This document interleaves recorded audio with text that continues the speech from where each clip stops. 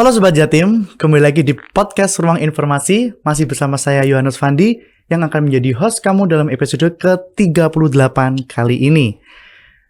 Sobat Jatim, podcast Ruang Informasi merupakan podcast resmi milik pemerintah Provinsi Jawa Timur yang dikemas secara ringan dan santai berisikan tentang berbagai kebijakan pemerintah Provinsi Jawa Timur, hot issues yang sedang beredar di masyarakat, serta tokoh-tokoh yang ada di Provinsi Jawa Timur. Nah, saat ini telah hadir narasumber saya yang sudah berkenan hadir di studio IKP Dinas Komunikasi dan Informatika Provinsi Jawa Timur. Ada Ibu Penny Mevita. Selamat siang, Bu Penny. Selamat siang, Mas Fandi. Iya, apa kabarnya, Bu? Alhamdulillah baik. Baik. Nah, Ibu Penny ini adalah koordinator tim Diseminasi Humas dan Pojok Statistik Badan Pusat Statistik Provinsi Jawa Timur. Iya, benar sekali. Baik, kali ini kita akan membahas seputar peran statistik sektoral dalam pengambilan kebijakan pemerintah untuk mencapai kesejahteraan bangsa dan mewujudkan Indonesia emas. Nah, Bu Penny, kita sebelum masuk ke bahasan kita mengenai statistik sektoral, saya ingin tahu, Bu, dari profilnya Ibu sendirilah, kan jabatan statistisi ya, Bu ya. Bisa dijelaskan seputar apa sih seputar jabatan apa statistisi itu? Monggo. Oke, terima kasih Mas Wandi. Iya.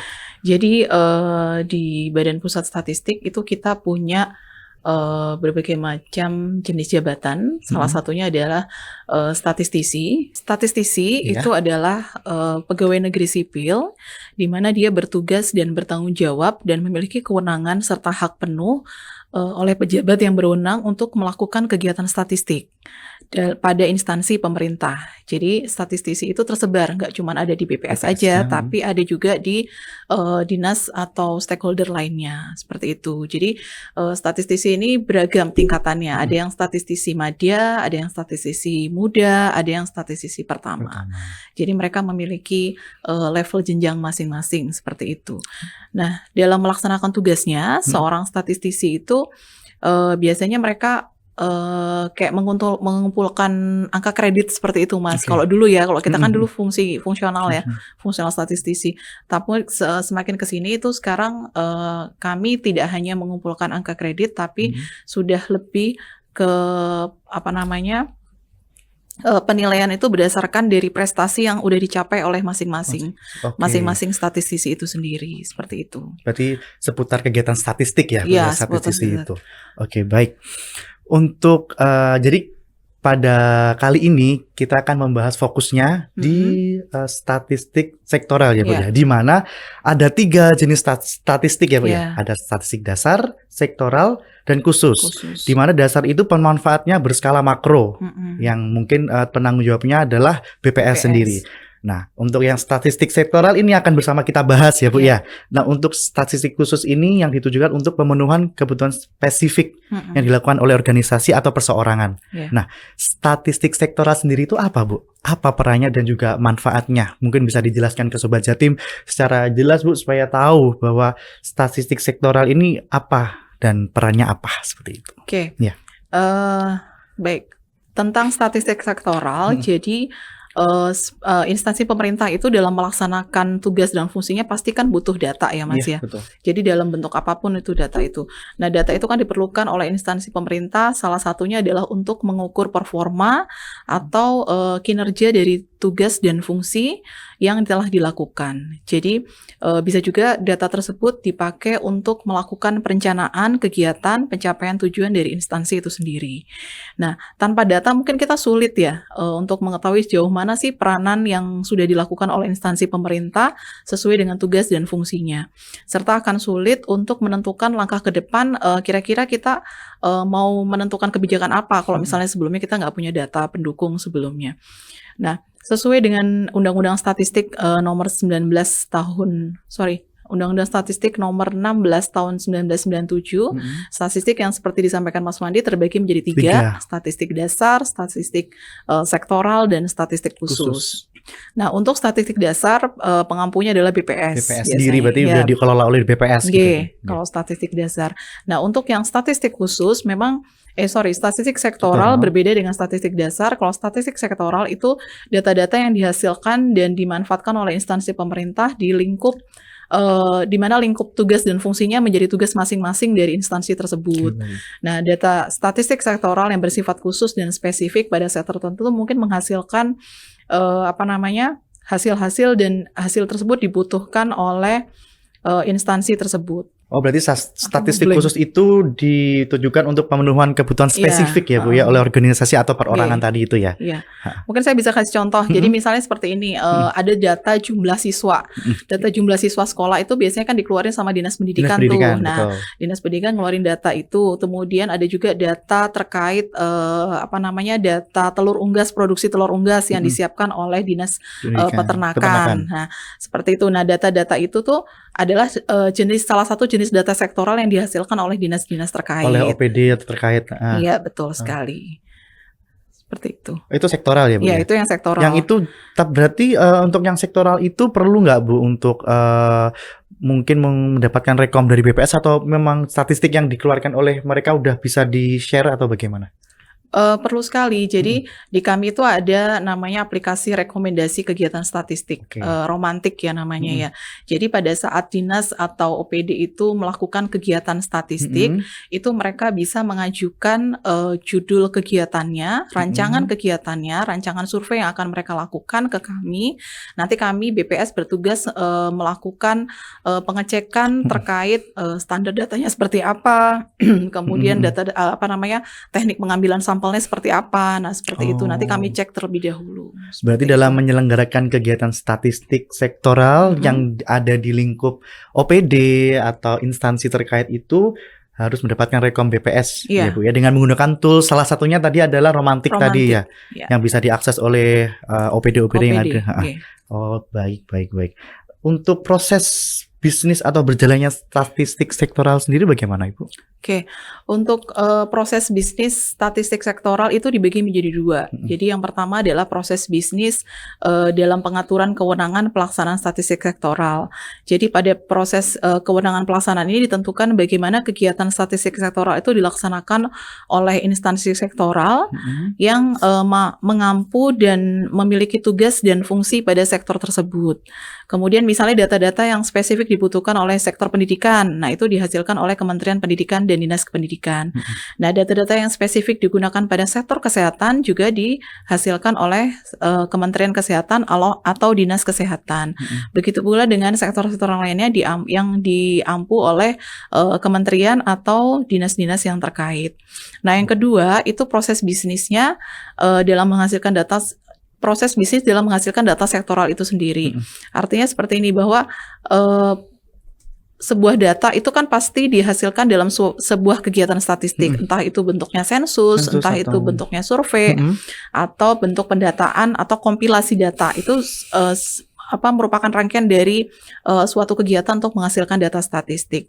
Nah, tidak mungkin suatu data statistik itu bisa muncul sendirinya kan. Nah, pasti kan ada kayak prosesnya, tahapannya seperti itu. Nah, ada sebuah model yang sudah jadi standar umum gitu Mas, dunia sebenarnya. Jadi namanya adalah GSBPM, Generic Statistical Business Process Model. Oh, ini udah jadi pakemnya gitu ya. Jadi GSBPM itu ditentukan oleh PBB melalui salah satu komisinya PBB yaitu UNICE, United Nations Economic Commission for Europe, dan saat ini digunakan oleh semua lembaga statistik di dunia, termasuk di Indonesia. Ya. Jadi BPS dalam melaksanakan kegiatan statistik dan pengumpulannya itu juga menggunakan metode GSBPM ini, seperti itu. Jadi step-stepnya mungkin bisa dijelaskan. Jadi ada 8 tahapan kalau GSBPM. Yang pertama itu specify needs. Jadi di mana kita menentukan kebutuhan, mengidentifikasi kebutuhan statistik penggunanya. Yang kedua itu desain atau perancangan. Jadi pada saat kita mau melakukan survei, pasti kan kita rancang dulu nih. Jadi merancang gimana metodologinya, gimana proses surveinya nanti, terus kemudian sistem apa yang digunakan. Yang ketiga itu build. atau pembangunan, di mana kalau build itu pengembangan dan pengujian sistem serta proses yang akan digunakan. Kemudian yang keempat adalah collect atau pengumpulan data. Jadi pengumpulan datanya seperti apa? Apakah melalui survei, apakah melalui sensus, atau melalui sumber administrasi kalau yang bentuknya kompilasi data. Kemudian yang keempat itu adalah proses atau pengolahan data, di mana kita melakukan pembersihan, pengolahan dan validasi data. Kemudian yang keenam itu adalah analisis data, di mana kita harus menganalisis data untuk menghasilkan informasi yang berguna. Yang ketujuh adalah disseminate, jadi kita mendiseminasikan, menyebarkan hasil surveinya kepada pengguna. Kemudian kedelapan adalah evaluate atau evaluasi, di mana kita mengevaluasi setiap proses statistik untuk perbaikan di masa yang akan datang. Seperti itu. Nah, terus kaitannya apa sih dengan kegiatan pengumpulan kegiatan statistik sektoral? Nah, kalau sesuai peraturan Presiden nomor 39 tahun 2019 tentang Satu Data Indonesia, itu ada 4 tahapan. Yang pertama adalah perencanaan, yang kedua adalah pengumpulan data, yang ketiga adalah pemeriksaan data, yang keempat adalah penyebarluasan. Nah, 4 ini tadi kan memang ada di bagian 8 GSBPM tadi. Jadi antara GSBPM dengan 4 tahapan yang ada di SDI itu sebenarnya berjalan seiring seperti itu. Disederhanakan gitu ya, Bu ya. Lebih disederhanakan. Ya, betul. Oke, jadi dari 8 tahapan yang tadi yang secara global istilahnya di Indonesia sendiri bisa sederhanakan jadi 4 tahapan. Diringkas jadi 4 tahapan. 4 tahapan yang tadi ini. Itu statistik sektoral ya, Bu ya? Oke, baik. Nah, oke Bu, tadi kan saya sempat menyinggung tentang OPD yang menyelenggarakan kegiatan statistik sektoral kan mendapatkan rekom dari BPS. Nah, apa tujuan dari rekomendasi BPS? Tujuan kenapa BPS memberikan rekomendasi setiap kegiatan statistik adalah intinya pertama itu kita mengeliminir terjadinya kegiatan statistik yang berulang gitu ya. Jadi misalnya OPDA melakukan kegiatan survei, misalnya apa ya? Mencari tentang jumlah siswa misalnya di OPD, padahal data itu sebenarnya dihasilkan oleh Dinas Pendidikan misalnya seperti itu. Jadi tujuannya apa? Supaya pada saat kita bisa merekomendasikan itu kita bisa ngasih saran, kegiatan ini sudah dilakukan oleh dinas lain. Jadi sebaiknya kegiatan ini tidak dilanjutkan, diganti dengan kegiatan yang lainnya karena datanya sebenarnya sudah tersedia nih di Dinas Pendidikan misalnya seperti itu. Tidak terjadi double gitu ya, Bu ya. Terus salah satunya juga kami kan survei, sensus itu kan butuh biaya gede ya Mas ya. Betul, nah, kalau kita mengurangi duplikasi kegiatan, berarti anggaran negara kan juga nggak double gitu ya, nggak boros ya istilahnya betul. Jadi kita bisa memilah mana yang kegiatan yang memang harus dilakukan, mana kegiatan yang harus kita skip karena memang kegiatan itu sudah pernah dilakukan oleh OPD atau dinas yang lainnya seperti itu. Oke, jadi memang fungsinya dari rekomendasi BPS ini juga menghindari terjadinya double tadi ya Bu ya, selain anggaran juga gede, juga buat apa double informasi seperti itu ya Bu ya. Oke. Nah, apa aja Bu kalau syarat agar kegiatan statistik sektoral di lingkungan instansi atau lembaga mendapatkan rekom dari BPS? Syarat-syarat yang mungkin syarat apa yang bisa mendapatkan rekom dari BPS? Jadi yang pertama setiap OPD atau instansi mengajukan melalui aplikasi Romantik itu dulu. Jadi mereka harus mengisikan mulai dari tujuannya, kegiatannya itu apa, terus kemudian teknik pengambilan sampelnya seperti apa, kemudian periode waktu atau frekuensi pengambilan sampelnya apakah bulanan, ataukah triwulanan, ataukah semesteran, ataupun tahunan. Jadi di kuesioner itu, di kuesioner rekomendasi itu sudah terjelaskan. Jadi detail-detail misalnya teknik pengambilannya seperti apa, teknik samplingnya misalnya seperti itu. Terus kemudian yang dibutuhkan apalagi kebutuhan survei itu kan macam-macam ya. Betul. Jadi mulai dari variabel-variabelnya seberapa banyak jumlah variabel yang dibutuhkan, seperti itu ada di kuesionernya rekomendasi seperti itu. Oh, jadi Ya. di dalam itu udah lengkap semua ya Bu ya, di Sudah romantik lengkap itu semua. supaya apa aja syarat agar kegiatan statistik yang dilakukan oleh OPD itu bisa mendapatkan rekom ya, di situ ada semua lengkap Iya, di romantik. di romantik. Romantik itu. Baik.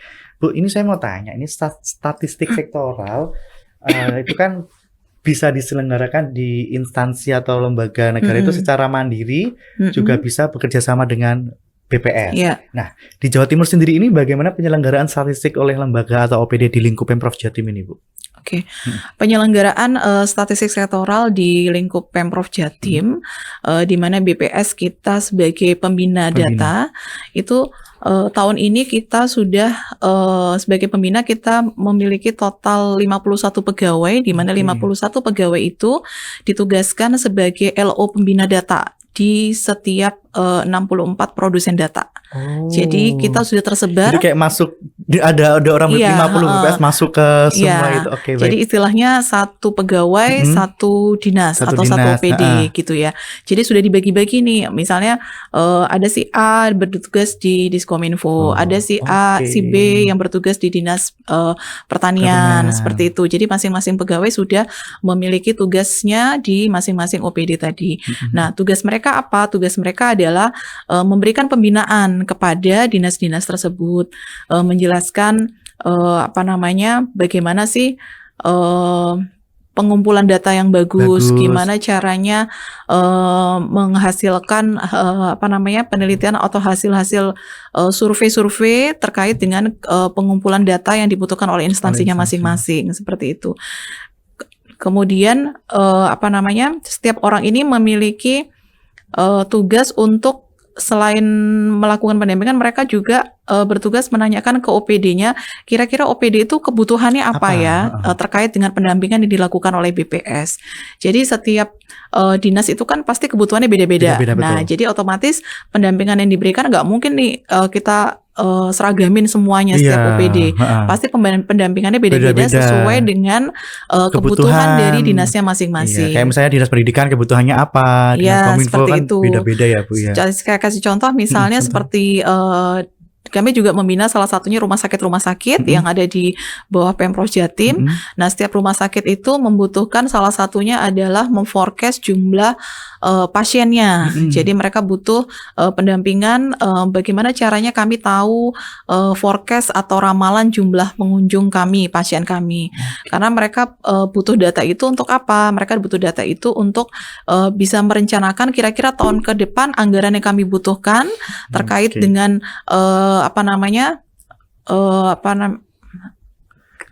prediksi pengunjung. Nah, itu mereka bisa pakai data itu untuk menentukan kebijakan-kebijakan yang mereka pakai untuk tahun depan. Mungkin bisa itu.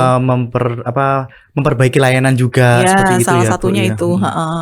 Kan kalau misalnya pengunjung naik, otomatis fasilitas yang mereka butuhkan juga harus ditingkatkan kan. Betul. Entah itu bed tempat tidurnya harus ditambah, atau bentuk-bentuk jumlah polinya yang juga harus ditambah, seperti itu. Jadi penting banget ada pendampingan itu bisa buat kedepannya, buat evaluasi kedepannya bisa tambah lebih baik gitu ya Bu. Gitu.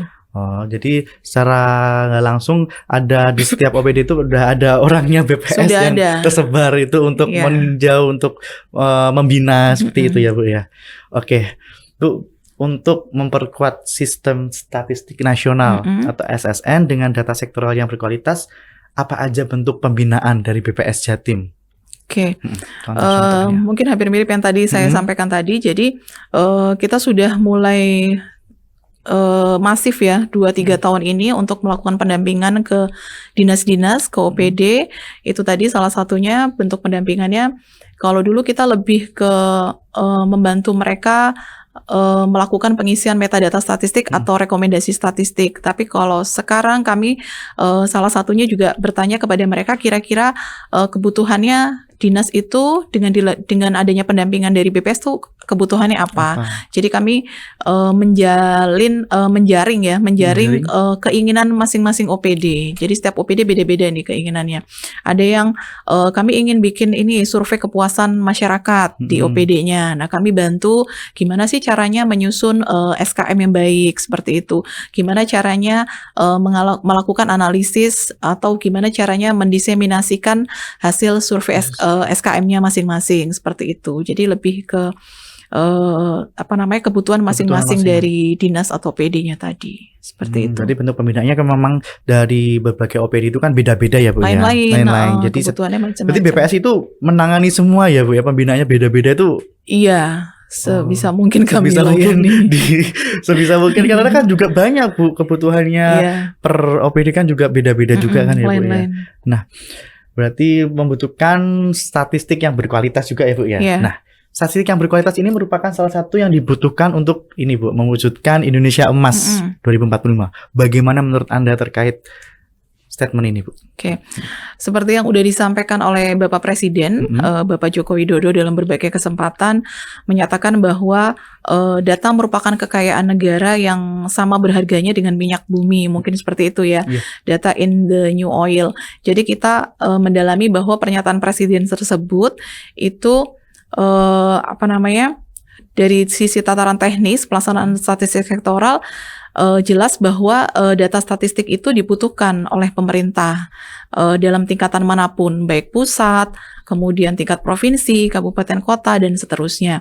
Nah, fungsi utama dari data untuk pemerintah adalah untuk melakukan pengukuran saat ini pembangunan negara sudah sampai mana nih, sejauh mana berjalannya. Kemudian untuk melihat apa saja yang perlu diperbaiki agar pembangunan bisa lebih efektif, lebih efisien, serta untuk melakukan perencanaan terhadap apa yang harus kita lakukan untuk mencapai pembangunan yang berkualitas, seperti itu. Nah, sejalan dengan hal tersebut, untuk mencapai Indonesia Emas 2045, kami yakin bahwa data itu memegang peranan yang sangat penting, terutama data statistik sektoral yang berkualitas.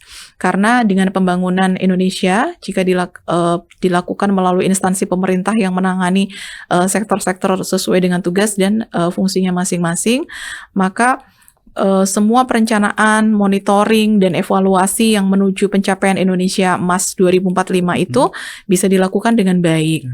Jadi jika tersedia data statistik sektoral yang berkualitas, maka setiap kebijakan yang diperlukan, setiap kebijakan yang akan dilakukan pemerintah itu jauh lebih terarah gitu loh dengan data yang ada. Nah, data sektoral yang berkualitas tersebut itu akan digunakan oleh wali data, yaitu Dinas Kominfo maupun Bapeda sebagai koordinator satu data untuk melakukan perencanaan dan monitoring dan evaluasi untuk mencapai Indonesia Emas 2045 seperti itu. Untuk hal-hal yang bisa dilakukan agar terwujudnya statistik berkualitas tadi itu apa aja Bu kira-kira Bu? Oke. Yang bisa kita lakukan yaitu kan statistik berkualitas. Nah, statistik berkualitas itu statistik yang gimana, statistik gitu, yang akurat, yang relevan, kemudian yang tepat waktu, kemudian yang dapat diandalkan untuk pengambilan keputusan. Nah, data statistik yang berkualitas tentu dihasilkan dari kegiatan statistik yang berkualitas pula. Jadi first in, first out gitu kali ya. Jadi, nah, untuk mewujudkan kegiatan statistik yang berkualitas, ada sejumlah unsur penting yang harus diperhatikan. Yang pertama adalah kualitas rancangan kegiatan statistiknya. Kemudian yang kedua adalah kualitas sumber daya manusia yang dimiliki. Yang keempat adalah kualitas media pendukung untuk kegiatan statistik itu sendiri. Nah, untuk yang rancangan kegiatan statistik, untuk perencanaan dan rancangan kegiatan statistik itu harus disusun dengan baik dan benar, serta sesuai dengan kaidah-kaidah statistik. Kemudian BPS sebagai pembina data berperan sebagai pemeriksa rancangan rekomendasi kegiatan statistik seperti yang tadi sudah sampaikan. Kita memberikan masukan terhadap rancangan yang diusulkan oleh produsen data. Kemudian untuk kualitas SDM itu merupakan memiliki peran yang sangat penting karena dengan kualitas SDM yang baik maka akan dihasilkan data yang jauh lebih berkualitas. Kan ada petugas pengumpul data. Jadi kalau petugas pengumpul datanya sudah di briefing, sudah dapat pelatihan sebelumnya, nah itu pasti apa namanya, data-datanya itu juga pasti yang dihasilkan jauh lebih baik gitu. Lebih berkualitas juga ya Bu. Iya. Kemudian yang ketiga media pendukung. Media pendukung Nah, media pendukung kegiatan statistik itu seperti pemanfaatan teknologi informasi sebagai media pendukung kegiatan statistik. Nah, survei-survei yang kami lakukan sekarang sudah tidak menggunakan kertas lagi, sudah paperless ya. Jadi kuesionernya sudah online. Digitalisasi semua. Nah, betul. Jadi teknologi yang kita gunakan sudah kita kembangkan, platform-platform yang kita gunakan juga sudah kita kembangkan, teknologi terkait pengolahan data dan analisis, kemudian media pendukung lainnya itu sudah kita gunakan untuk apa? Untuk menjaga supaya datanya itu jauh lebih berkualitas, seperti itu.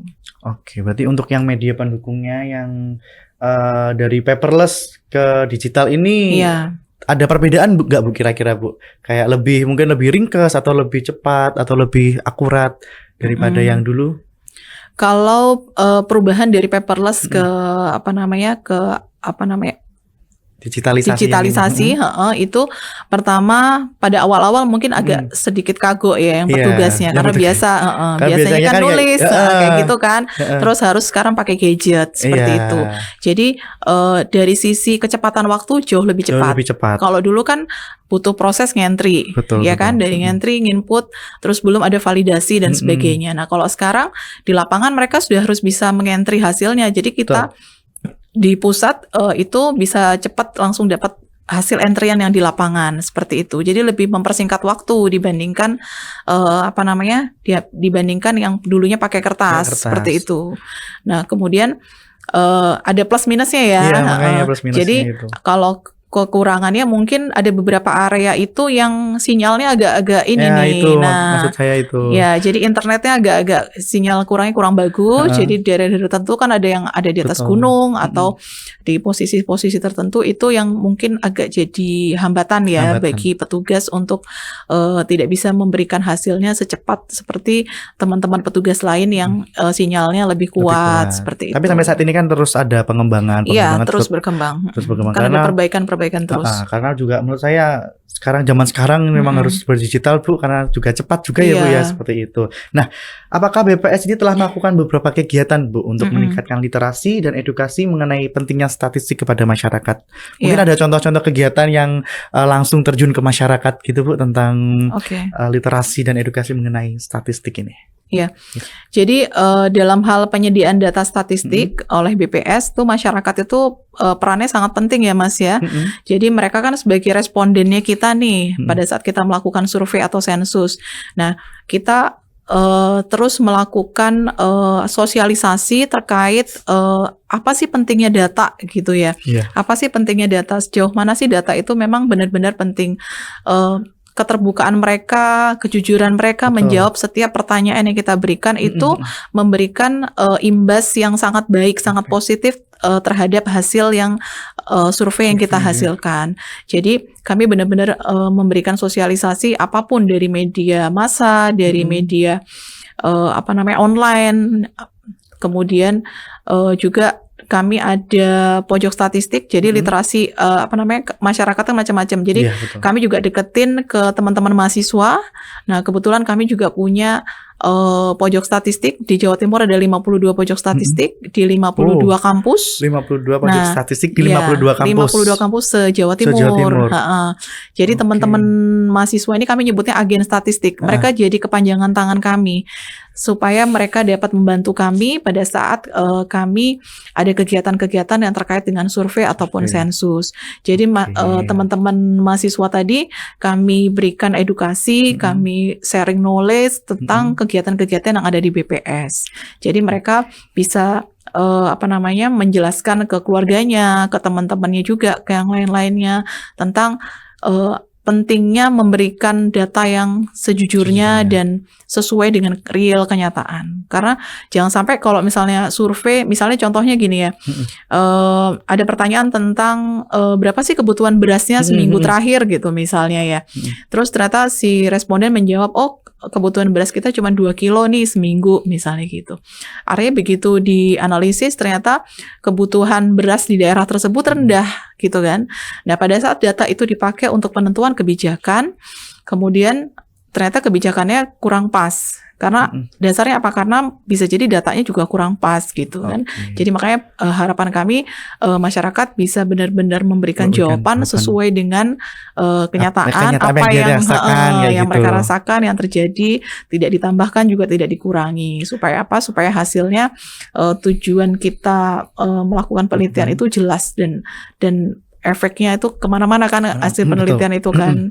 Jadi kan sayang kalau misalnya datanya nggak bagus. Nggak bagus iya. Karena juga udah tersebar banyak juga ya Bu ya. Iya, udah mahal-mahal survei. Iya, surveinya udah ada di kampus-kampus, juga ada tersebar di mana? Di OPD yang tadi yang Ibu jelaskan tadi di 50 orang yang tersebar di OPD itu. Baik, Ibu, aku terima kasih banyak atas waktunya telah memberikan memberikan penjelasan terkait statistik sektoral yang pemanfaatnya memang ditujukan untuk memenuhi kebutuhan instansi ya Bu ya dalam rangka penyelenggaraan tugas-tugas pemerintahan. Nah, sebelum saya tutup podcast pada kali ini Bu, mungkin Ibu ada sedikit closing statement untuk Sobat Jatim. Di sini Bu, silahkan mungkin. Data statistik sektoral merupakan data yang sangat penting dan bisa dimanfaatkan untuk semua pihak. Nah, kami berharap dengan peningkatan literasi masyarakat terhadap data-data statistik, kita berharap data-data yang kita hasilkan itu dapat bermanfaat untuk masyarakat Jawa Timur dan Indonesia khususnya. Semoga hasil kolaborasi yang terjalin dari 3 pilarnya SDI itu ada Diskominfo, ada BPS, ada Bapeda itu dapat bersinergi dengan baik seperti itu. Jadi kita dapat menghasilkan data yang berkualitas untuk menuju Indonesia Emas 2045. Gitu. Luar biasa. Bu, terima kasih atas waktunya sudah berkenan datang loh ini ke studio, karena yang episode kemarin saya yang ke kantor BPS Provinsi Jawa Timur dan ini sekarang gantian berkunjung ke kantor Diskominfo. Baik Sobat Jatim, demikian podcast pada episode ke-38 kali ini spesial hari ini bersama dengan Ibu Penny Mevita dari BPS telah menjelaskan secara rinci tentang apa itu statistik sektoral. Nah, mungkin Sobat Jatim ada ide atau apapun tentang konsep podcast kita ke depannya, bisa langsung tulis ke kolom komentar. Dan jangan lupa untuk like dan subscribe di Kominfo MMC di akun YouTube kami. Baik, sekian dari saya dan juga Ibu Penny. Saya dan segenap kru yang bertugas mengucapkan terima kasih dan sampai jumpa.